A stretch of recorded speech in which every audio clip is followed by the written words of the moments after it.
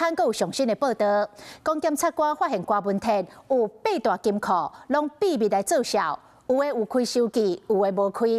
讲郭文泰涉嫌侵占的公益金额超过5000万。民众党回应讲，郭文泰将来都无侵占到政治现金。台北地检署讲，侦查当中的个案无方便来回应。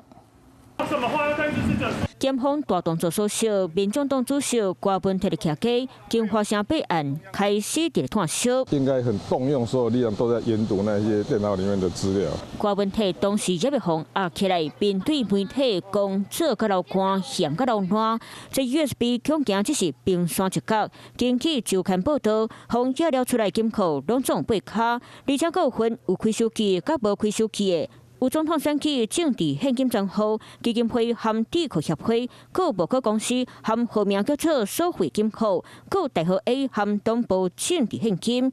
基警方调查出，伊所用政治现金账户30万，成立新各乡智库协会，1000万成立众望基金会。另外，各方也料出涉嫌侵占不可4000多万，搁再加上无开收据的 USB 小目，马上破解，全部侵占公益的金额超过5000块。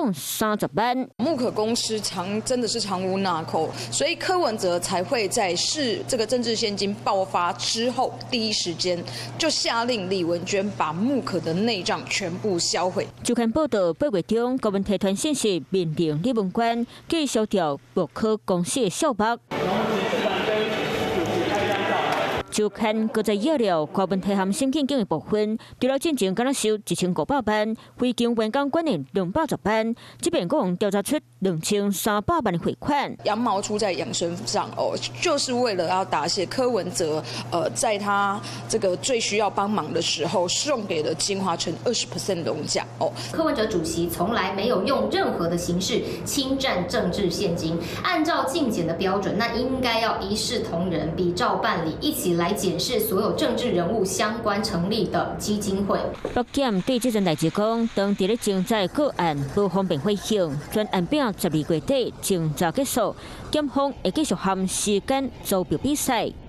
Hello， 我是林仙怡。想要抢先掌握最及时的新闻资讯吗？赶快订阅、按赞、开启小铃铛，锁定华视新闻 YouTube 频道。